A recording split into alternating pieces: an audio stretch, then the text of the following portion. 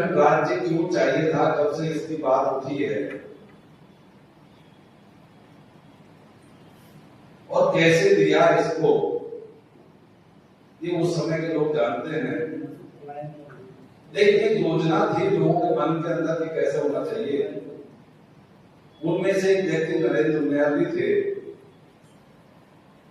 जो 1967 में बीएससी करने के लिए डीबीएस कॉलेज देहरादून गए थे। और ये पीड़ा थी कि हम लोग आगरा विश्वविद्यालय में थे, पहाड़ में कॉलेज नहीं थे। तो उनका ये मानना था कि भाई बिना शिक्षा के हम कोई भी क्रांति नहीं कर सकते।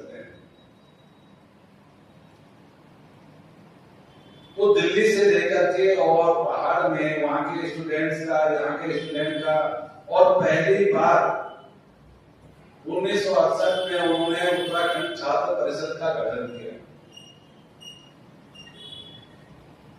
और उसमें विश्वविद्यालय के लिए जो है आंदोलन के विश्वविद्यालय अपना उत्तराखंड का होना चाहिए,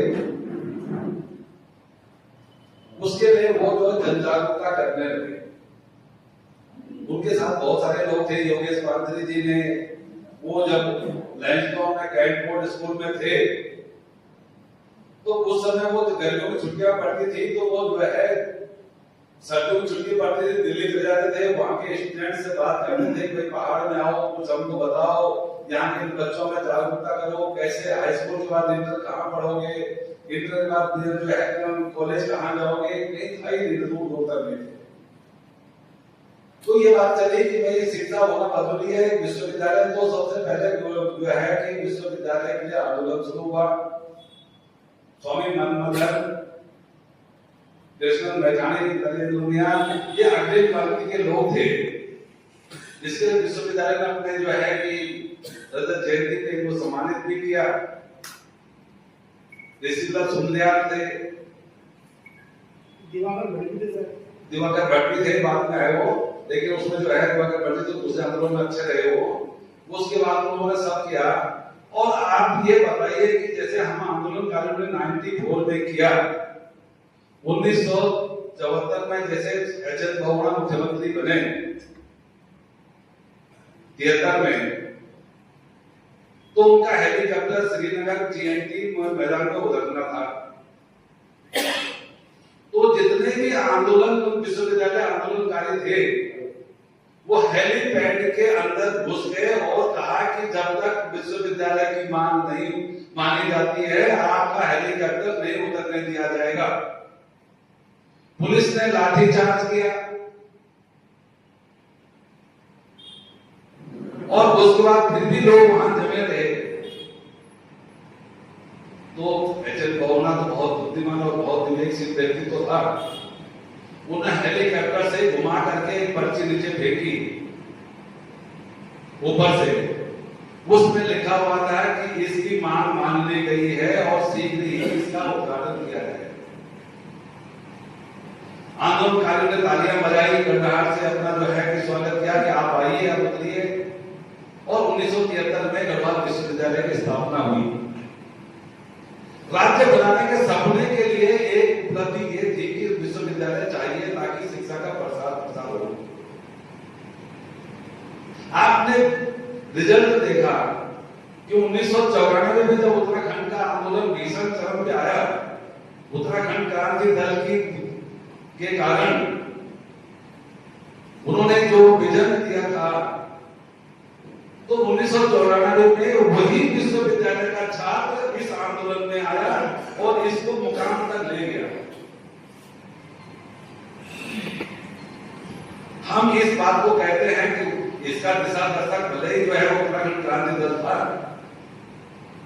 अगर 2 अगस्त 1994 को दिवाकर भट्ट, अंजुमन बबरी जी अगर पौड़ी में अनशन में नहीं बैठते, मुद्दा हमको मिल गया था कि भाई हमारा आरक्षण होने जा रहा है, और जब आरक्षण हो जाएगा तो उत्तराखंड में तो 1% की ओबीसी नहीं है,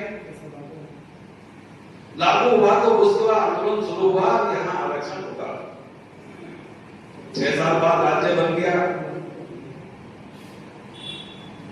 तो इसके लिए उन्होंने फिर जो है कि जब विश्वविद्यालय बना तो दिल्ली में बोर्ड क्लब पे जो है कि अनशन शुरू कर दिया राज्य बनाने के लिए। 1978 में 45 लोग जो है गिरफ्तार किए गए।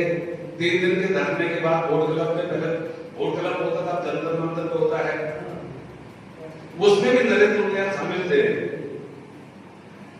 और इनको जो है 24 घंटे तक जेल में रखा गया, तिहाड़ जेल में।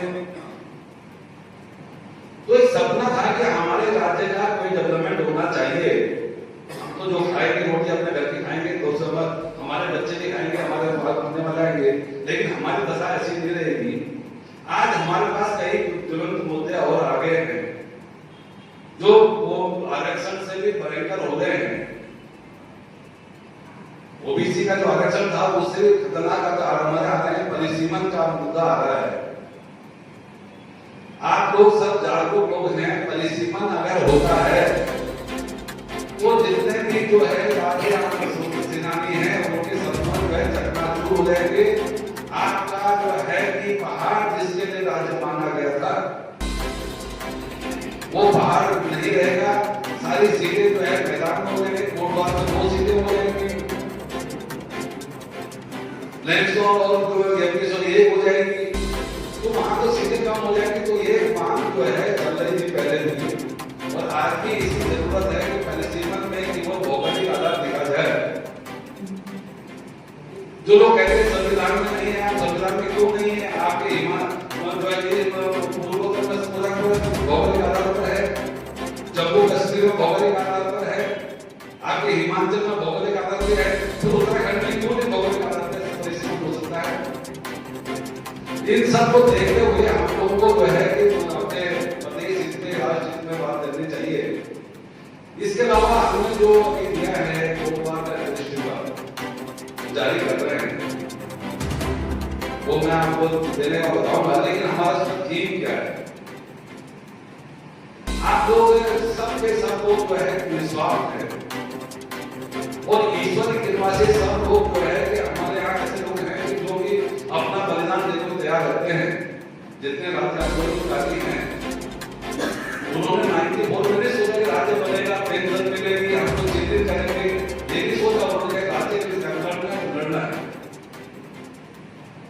तो आज हमारे अपने कोटवार हफ्ते के विधानसभा लेकर अपने चलेंगे, तो हमने ये किया कि इस केस में बहुत डिटेल हमने नहीं दिया, लेकिन कुछ गलत मुद्दों में दिया। जैसे हमारे करीब हमारी अभी है कि दादा जिला खान मोटर मार्ग के लिए उन्होंने एक अगुवाई की, तो वो अगुवाई हमारी जो है कि सही दिशा में हो, वो क्यों करनी पड़ी? क्यों लोग आज सड़कों पे हैं? कोटवार से पलायन क्यों हो रहा है? भाई बाहर से पलायन होता हुआ हमने सुना है कि वहां सुविधाएं नहीं है, लेकिन कोटवार से क्यों पलायन हो रहा है? ये सब देखने के लिए हमने एक दृष्टिकोण जारी किया, उसके बारे में डिटेल्स में आपको बताऊंगा। तो उसमें ये है भाई, एक मुद्दा ले लीजिए आप, पहले ज्यादा मत लीजिए, सारे मुद्दे बहुत अलग होते हैं। लाल लाल चिलखाल रोड को ही देख लीजिए। लाल लाल चिलखाल रोड आपकी 2014 तक बिना किसी परमिट के चलती थी, मेरा लोगों की चलती थी। आपने जो बैरियर का टैक्स दिया, रोड मेंटेनेंस का पैसा दिया, आप आगे बढ़ गए। आप 2014 तक आपने क्या गलती की कि 2000 से लेकर के 2014 तक हमारे यहाँ जो विकास पुरुष कहे जा रहे हैं वो उस लैंड को जो है पीडब्ल्यूडी को ट्रांसफर नहीं कर पाए। यहाँ मुख्यमंत्री भी आए चुनाव लड़ने के लिए, उनके भी बीजेपी नहीं आए कि सड़क और जमीन को हम अगर ट्रांसफर कर देंगे तो सड़क लफड़े ही खत्म हो जाएगा। वो भी नहीं कर पाए। उन्होंने भी 2 करोड़ रुपए दिए, कार्य पैदल के साथ बना दो। वो मामला हाई कोर्ट पहुंच गया, जो एक से एक असर थी। हमारे माननीय विधायक मंत्री जो कोटवार में विकास को नामजद करते हैं, 2015 में उन्होंने उसपे एक ऐसे ताबूत पैसे की होगी तो उसे निकलना बहुत भारी पड़ रहा है। उसको उन्होंने बफर जोन में ट्रांसफर कर दिया। कहाँ डिस कॉलेज करना था और कहाँ आपने क्रिटिकल जगह डाल दिया कि जहां से बाहर आ ही नहीं सकता है, बफर जोन में डाल दिया। जनता को गुमराह करना है कि आपको अब जो है एलिवेटेड रोड देंगे। बेटे को साइकिल दिला नहीं पाए और BMW कार दिलाने की बात कर रहे हो। ऐसी बातों को देकर के हम लोग को जनता में जागरूकता करनी चाहिए कि आप लोग क्या कर रहे हैं और किन लोगों को चुन रहे हैं जो कोटद्वार के विकास के साथ में हमेशा रोज जो है दगाबाजी कर रहे हैं। उसके बाद भी जो है कि सुप्रीम कोर्ट में गया मामला 29 जुलाई को जो है क्या नाम करते हैं 29 जुलाई 2019 में सुप्रीम कोर्ट ने फैसला दे दिया। वो फैसला भी हमने यहाँ पे रखा हुआ है दृष्टि पत्र में। कब बफर जोन में गया वो भी दृष्टि पत्र में है, शासनादेश पूरा दिया हुआ है। सुप्रीम कोर्ट ने कहा कि आपने जो सिंह ने थोड़ा मेहनत की थी, जो 2015 से पहले मेहनत होनी चाहिए वो 2017 में की। वहां की जो जमीन थी उसको जो है 4 लाख करोड़ की जमीन को डिसफॉरेस्ट कर दिया। सबको मालूम होगा डिसफॉरेस्ट क्या, उसको लेकर के सुप्रीम कोर्ट में गए कि साहब बफर जोन की जमीन डिसफॉरेस्ट कैसे हो सकती है। सुप्रीम कोर्ट ने कहा गलत काम कर दिया। आपने NTCA को नहीं पूछा, पर्यावरण मंत्रालय भारत सरकार को नहीं पूछा और अपने आप स्टेट गवर्नमेंट 2015 से पहले कर सकती थी वो 2017 में किया गया। अगर सिर्फ बैक फुट पे आए और उन्हें वो जमीन वापस फिर सरकार को लौटा दी। ये बहुत कम लोगों को मालूम होगा। लेकिन सुप्रीम कोर्ट ने साफ में कहा उस फैसले में मैंने बोल रहा हूँ, इनका कंजर्वेटर चीफ बोल रहा है कि सुप्रीम कोर्ट ने ये फैसला दिया है कि इसके लिए आपको जो है कि अब हमारे पास आने की जरूरत नहीं है।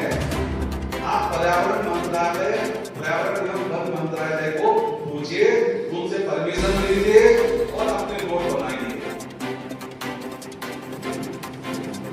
इसमें चार उन्होंने उसके बाद भारत सरकार ने सुप्रीम कोर्ट ने एक सेंट्रल एम्पावर्ड कमेटी का गठन किया और उसकी जो है ताकि तुम इसका रास्ता बताओ कि कैसे रोड बनेगी। CEC ने अपनी एक बैठक की, उसमें बहुत बड़े अधिकारी भी हैं, कॉलेज के भी हैं, बोर्ड के भी हैं। उन्होंने अपनी एक बैठक की 21 अगस्त और 21 सितंबर 2021 को 2021 में उस बैठक में उन्होंने कोई निर्णय नहीं लिया। तो जब 2019 का फैसला आया था तो उसमें शासन ने कह दिया भाई PWD को आप रोड बनाइए, 6 करोड़ रुपए तुम्हारे पास पड़े हैं, रोड बनाइए। CEC की बैठक जब 2021 में हुई उसने कोई फैसला नहीं दिया, वो भी अंदर लिखा हुआ है दृष्टि पत्र में। जब भाई CEC की बैठक नहीं हुई तो बात लगा जब तक अंतिम निर्णय CEC का नहीं आता है आप काम रोक दीजिए। अरे भाई आपकी डबल इंजन की सरकार है, नगर ट्रिपल इंजन हो गया तो नगर निगम भी है, नगर प्रदेश भी है, राज्य में भी है। आप CEC की बैठक 4 साल से नहीं करा पाए, कुछ तो बताओ कि CEC कोई ऐसी कमेटी होती है जिसकी 4 साल बैठक नहीं होती है। 4 साल से कोई बैठक अभी तक नहीं हुई और वन विभाग की और PWD की है उसके अंतिम निर्णय के इंतजार में आज भी है। इस बीच के लोग स्पेशल जो है पिटीशन लेके पहुंच गए। अब अनाड़े का खेल का नाश हो गया। जो पिटीशन में आप जो है स्पेशल पिटीशन में गए उसमें वकील कह रही है कि साहब हावड़ के 40 गांव की जो है 41 गांव की 40,500 जनसंख्या अफेक्टेड है। उसमें केवल सुप्रीम कोर्ट ने ये कहा कि 40 गांव की 40 गांव की 40,500 जनता के लिए खोला जाएगा। कोटद्वार में जाएगा तो नहीं खोला जाएगा। कॉमर्शियल को बिल्कुल मना कर दिया। आप कैसे घुमाते हैं लोग? वो स्पेशल पिटीशन की जो आपकी ताबूत में आगे की हो गई इस रोड की कैसे घुमा रहे हैं? फॉरेस्ट वाले उन्होंने कहा, उसको आरटीओ को पूछा कि भाई एक बस और टैक्सी जो है कि कॉमर्शियल व्हीकल में आती है? मतलब एक आईएफएस ये पूछ रहा है कि बस और टैक्सी कॉमर्शियल में आती है क्या? उसने अपनी गेंद आरटीओ को डाल दी। अब आरटीओ कैसे कह देगा कि बस कॉमर्शियल में नहीं आती, टैक्सी कॉमर्शियल में नहीं? जब कॉमर्शियल टैक्स ले रहे हैं उनसे तो कॉमर्शियल दिखेगा, तो प्रतिबंध होनी जरूरी है। अब इसका रेमेडी क्या हो सकती है? ये सब कुछ हमारे साथ में इन्होंने परपंच करके हमारे वोट को खत्म करने का पूरा इंतजाम कर दिया। अब रेमेडी क्या है? पापा जी आप आंदोलन कर रहे हैं, विकल्प एलिवेटेड रोड भी उसने सीएससी ने मना कर रखा पहले से। उसने कहा सड़क बना लीजिए, पुल नहीं बनेगी। आप एलिवेटेड रोड की बात कर रहे हैं, एलिवेटेड रोड कैसे बनेगी जब सीएससी ने मना कर दिया है? आप कैसे बनाओगे? कोई भी सरकार कैसे बनाए? उसका सर्टिफिकेट मीडिया नहीं बना सकते हैं सीएससी का। आप जो है कि इस रोड का एक ही इलाज रह गया है समाधान। उत्तराखंड सरकार चाहे तो जितनी रोड की जगह है 11 किलोमीटर जो है कि और 10 किलोमीटर 10 मीटर चौड़ी 11 किलोमीटर लंबी जगह को इस फॉरेस्ट घोषित करा दे, उसके हाथ में है। जब भाई आप हाईवे पे जब सुप्रीम कोर्ट ने फैसला दिया कि हाईवे पे कोई शराब की दुकान नहीं खोलेगी, उससे 500 मीटर अंदर होनी चाहिए। एक आदेश आया था आज से 7 साल पहले। तो गवर्नमेंट ने क्या किया? कोर्ट द्वारा 500 मीटर दूर गए, ये जो दुकान है ये 500 मीटर, हुआ दुकान 500 मीटर। तो क्या करें? क्या करें? राष्ट्रीय आयोग में सुप्रीम कोर्ट का आदेश है, क्या करेंगे? उन्होंने नदियां जो है कि कौलिया से लेकर के और जो है कि मलयाली तक ये जो हाईवे नेशनल हाईवे की रोड है उसको जो है कि स्टेट हाईवे में कन्वर्ट कर दिया। अगर क्या हुआ? हाईवे से हटा दिया। अब पहले सुप्रीम कोर्ट क्या करेगी? अरे भैया आप जो है कि उसको इस फॉरेस्ट कर दीजिए तो आपकी कोई भी कोर्ट होगी, सुप्रीम कोर्ट का कोई नियम उसका लागू नहीं होगा, कोई आदेश लागू नहीं होगा, क्योंकि वो तो फॉरेस्ट जो है उसके लिए दिया गया आदेश है। तो ये आप थोड़ा सा इसको जो है समझिए। दूसरा